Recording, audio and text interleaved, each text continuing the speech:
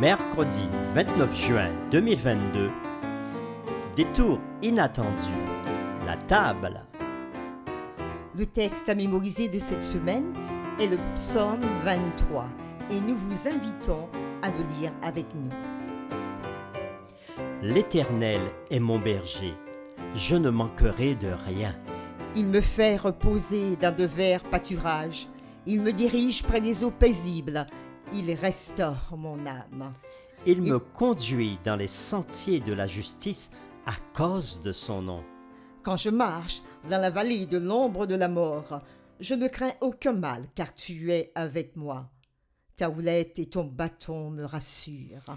Tu dresses devant moi une table en face de mes adversaires.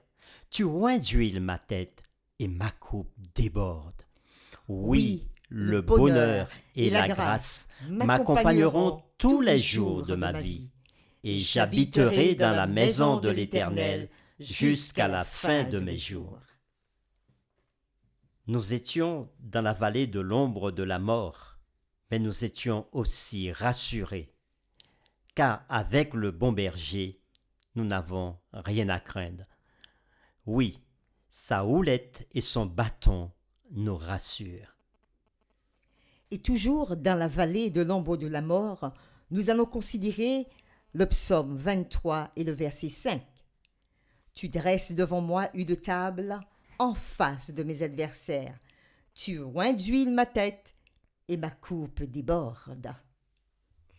Tout au long de notre vie, nous rencontrons inévitablement des ennemis.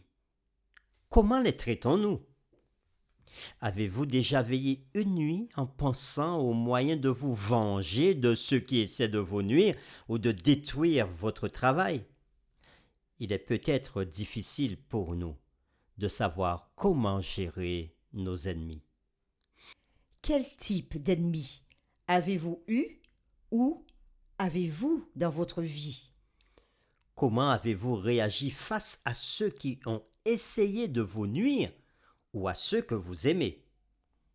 Quel conseil Jésus, le bon berger, donne dans Matthieu chapitre 5, le verset 44, et l'apôtre Paul dans Romains chapitre 12, verset 18 à 21.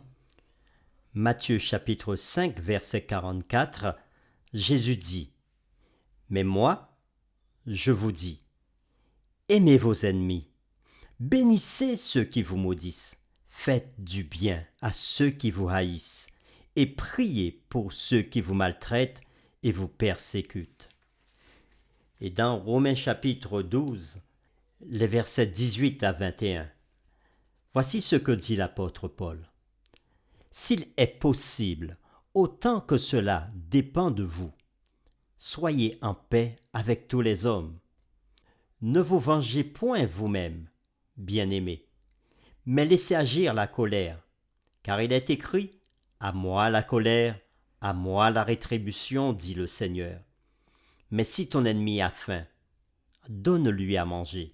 S'il a soif, donne-lui à boire, car en agissant ainsi, ce sont des charbons ardents que tu amasseras sur sa tête.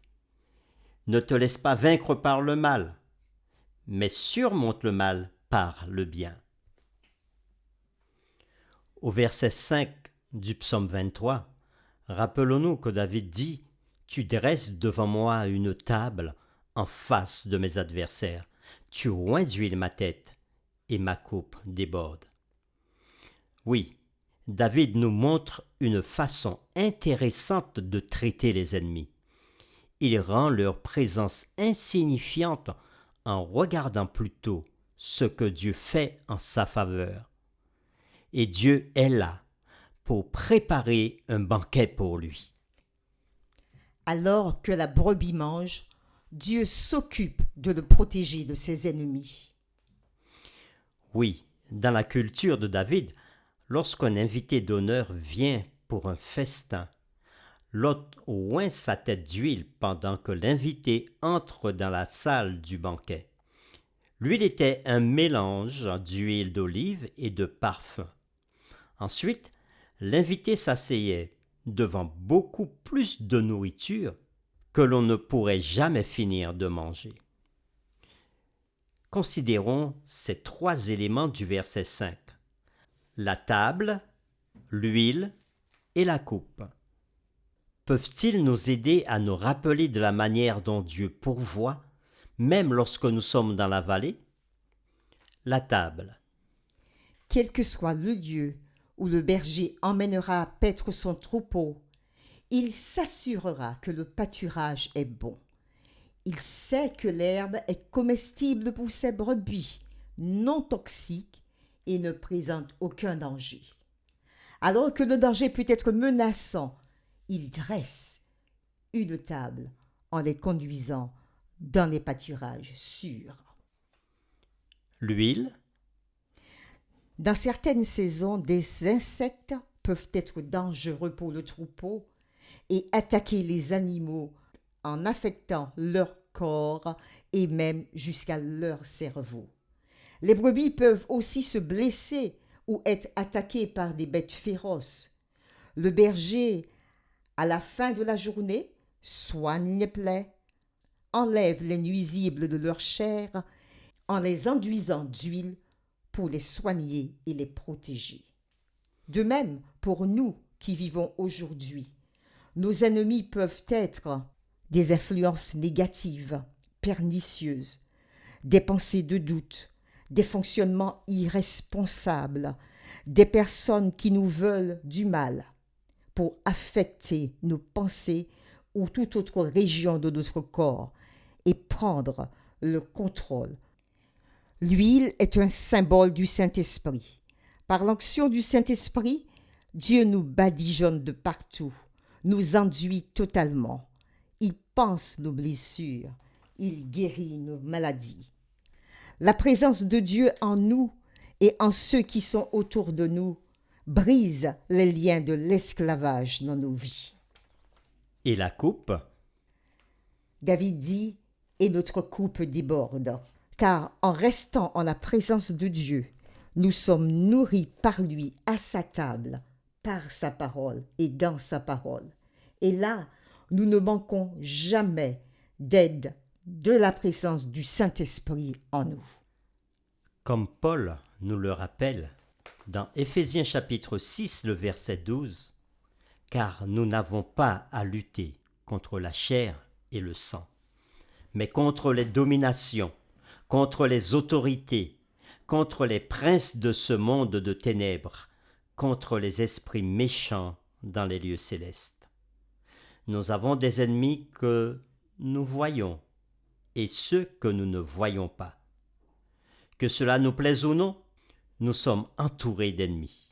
Cependant, quand nous sommes avec le berger, aucun ennemi, visible ou invisible, ne peut voler ce qu'il nous a donné. Nous voulons terminer par ces 2 questions personnelles. Réfléchissez à la façon dont le berger vous traite lorsque vous êtes entouré d'ennemis. Que pouvez-vous voir en ces temps-là, vous permettant de rendre grâce à Dieu même pendant de telles difficultés? Nous vous invitons à prier avec nous. Dieu notre Père, tu nous dis que tu es avec nous dans la vallée de l'ombre de la mort. Tu es toujours présent, quel que soit ce qui peut arriver. Tu te tiens à côté de nous. Tu nous rassures aussi et tu nous dis « N'ayez crainte de rien. Je mets devant vous une table pour que vous puissiez en bénéficier pleinement de ma présence par tous les mets que je mets à votre disposition, afin que nos yeux n'aient pas tendance à aller vers ce qui pourrait nous faire craindre, ce qui pourrait nous faire peur. Tu nous invites à ne pas nous occuper de nos ennemis. Et tu nous dis même dans ta parole de ne pas nous venger, car c'est à toi que revient la rétribution, et c'est à toi que revient la vengeance. Donne-nous le calme face aux adversités de la vie. Et merci Seigneur de nous bénir tant. Donne-nous la présence du Saint-Esprit dans nos vies pour penser nos blessures, pour nous rassurer que tu t'occupes de nos vies prier au nom de Jésus.